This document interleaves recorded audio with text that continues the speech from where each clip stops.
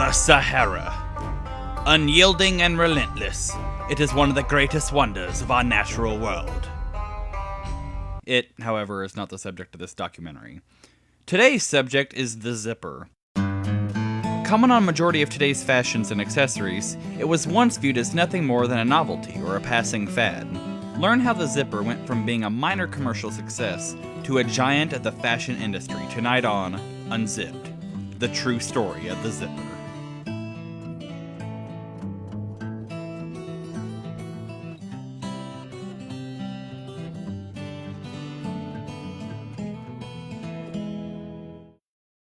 The late 19th century was an exciting time in America.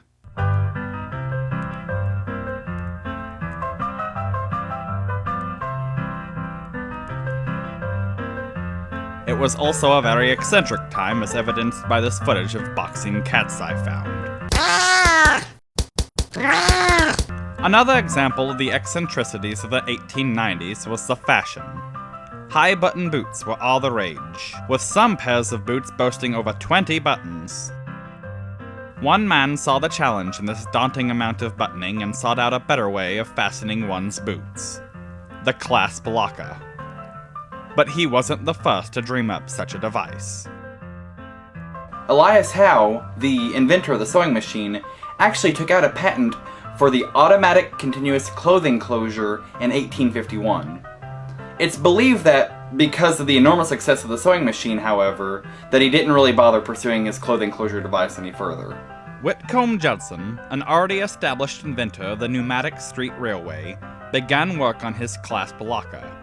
A few years later, Judson's device made its grand debut at the 1893 World's Fair. Although the clasp locker wasn't the fair's biggest success, most historians agree that it wasn't the worst thing to happen in Chicago that year. That same year, Judson, along with business partners Harry L. Earle and Lewis Walker, started up the Universal Fastener Company in order to produce his newest invention. Judson had the utmost confidence in his device. From the foregoing statements, it must be obvious that a shoe equipped with my device has all the advantages peculiar to a lace shoe, while at the same time it is free from the annoyances hitherto incidental to lace shoes on account of the lacing and unlacing required every time the shoes were put on or taken off the feet, and on account of the lacing strings coming untied. With my device, the lacing strings may be adjusted from time to time to take up the slack in the shoes, and the shoes may be fastened or loosened more quickly than any other form of shoe hitherto devised, so far as I'm aware. The public, however, remained skeptical. Sales of the clasp locker remained less than stellar. In 1905, in an apparent effort to bolster sales of his product, Judson developed the Security clasp locker fastener. This fastener, though, had a tendency to break open and, as a result, clothing manufacturers paid little attention. It seemed as though the clasp locker would never catch on. David Cochran is a professor of American history at John A. Logan College in Carterville, Illinois. He has received his Ph.D. in American history at the University of Missouri. Previously, he taught history at Shawnee Community College in Ellen and Southern Illinois University in Carbondale.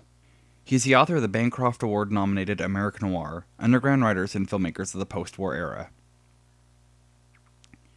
He knows nothing about the history of the zipper. He's just here to add an air of credibility to this film.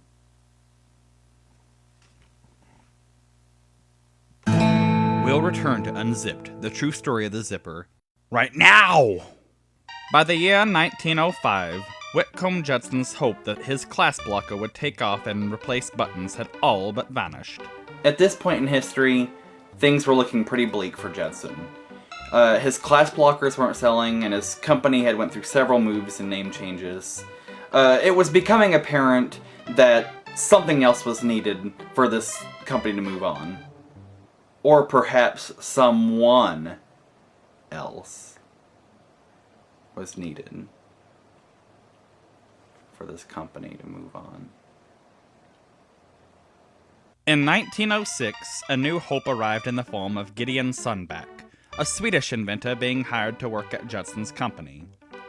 He had attempted to salvage the work of Judson by inventing the placo, the security fastener, but with alterations. It, however, would fall apart, and, as a result, was not much more of an improvement of previous models released by the company. Sundback realized that he was going to have to change his designs drastically. Thus, in 1914, the hookless number 2 was born. This device had an added number of fastening elements and featured all the conventions of a modern zipper. A top and a bottom stop, 2 rows of interlocking teeth, a slider, an insertion pill bowl, and a retainer box. It, however, was not given the title zipper until 1923, when the B.F. Goodrich Company started using the term in describing Sundback's fastening device that had been used on a line of rubber boots that they had produced. The dream that Judson had, the dream that buttons on boots would one day be replaced, had finally become a reality.